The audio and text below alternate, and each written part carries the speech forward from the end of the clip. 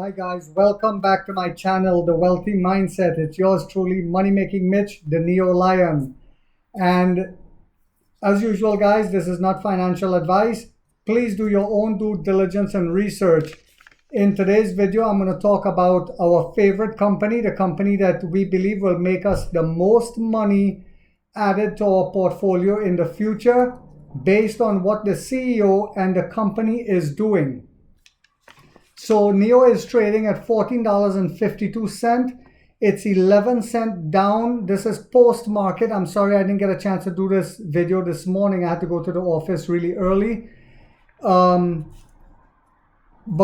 I wanted to do this video since this morning, but I just didn't get time. But whilst on my job on my lunch break, I was able to take some notes, and I have some exciting stuff for you guys. My question this morning would have been to you guys, in this pullback, if your average is very high, what would you do? I know what I would do. I know what I have been doing for my son. I've been averaging down for him, but his average is $12.65 now. So it's still higher than what he paid for it. And as a rule of thumb, I never buy stocks when it goes higher than what I pay for it, because from my experience in the stock market, 9 out of 10 times there's always a pullback where you can take advantage of it, especially when you believe in the company. When you see what the company is doing, and wait till I go through this yummy information I have for you guys, it'll cement you all even further into holding your shares of NEO, and to also probably even buying more in the dip.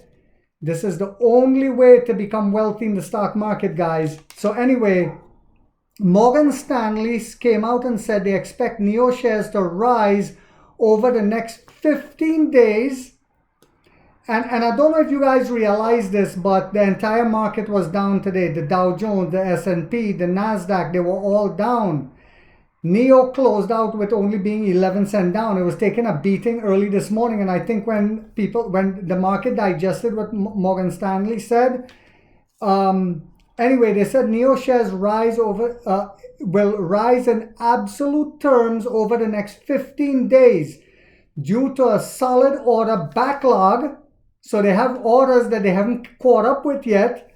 Improving production ramp up, so they're improving their production and their ramp up, and it bodes well for NEO ongoing operational recovery and rising sales, says Morgan Stanley.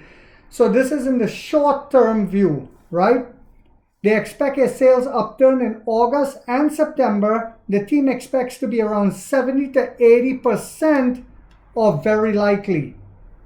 They mentioned the mass market brand in their latest report, which was very exciting for me. I told you guys, these are the things that excites me.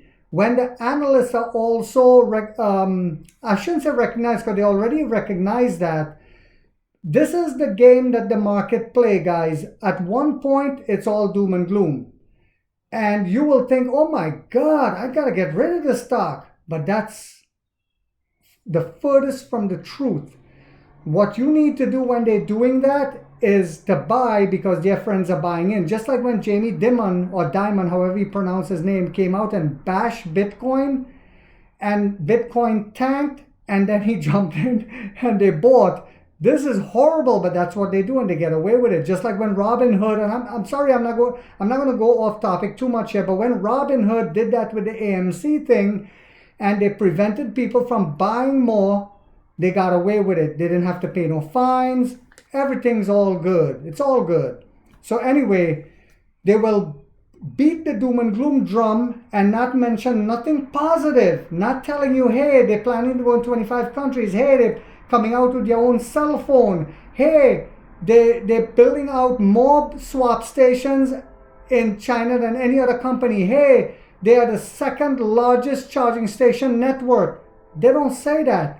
When they're playing the game to beat the stock down, they just come out with negative rhetoric. We have to see through that shit.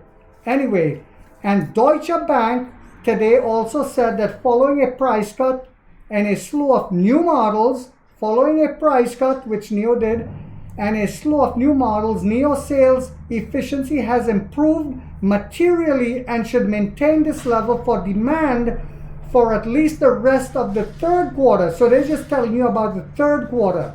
Right now, they're not even admitting what we're going to do by the end of the year. See, this is the games they play because they don't want the stock to jump too quickly. Looking ahead, we continue to expect big improvement in the second half volume from NIO, while Xiaopeng, listen to this very carefully, and this is where what I've been trying to tell people. Excuse me. NIO, remember I said, is building out charging stations and battery swap stations and doing everything to capture market share. So listen to what they said. They expect, but they said while Xiaopeng or Xpeng and Li Auto can be in a more defensive position as competition intensifies. Who's bringing that competition, guys? We are, the NIO Lions. We're bringing the competition. Remember, we're going to go past these companies because of the amount of money that we're spending on research and development. When everyone is saying that's cash burn, they don't understand. We're continuously trying to innovate because this is not a car, this is an EV, this is a computer. It's like Apple always trying to stay ahead of the game. NIO exited this month with 1,600 battery swap stations. Now, Xiaopeng has 1,011 charging stations. NIO has 2,580 charging stations strategically placed. Should I go on? Should I go on? I'm just kidding, guys. And I also took some notes where they said Shell and BYD formed an EV charging joint venture that currently operates more than 10,000 charge points, not 10,000 charging stations. This is what I got from Google, charge points. So I want you guys to understand something.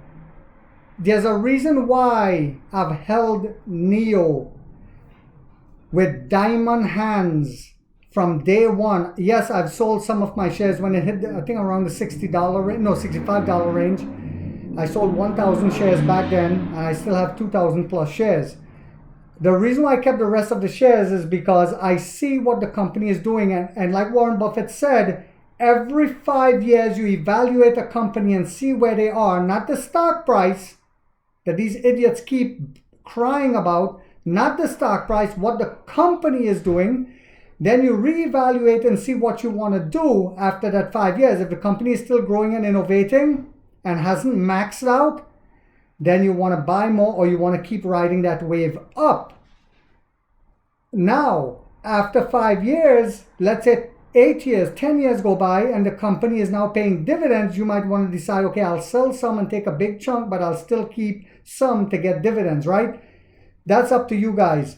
I hope you guys found this video informational and encouraging. If you do, please give it a thumbs up. It'll help encourage me to take my time out to keep doing these videos for you guys.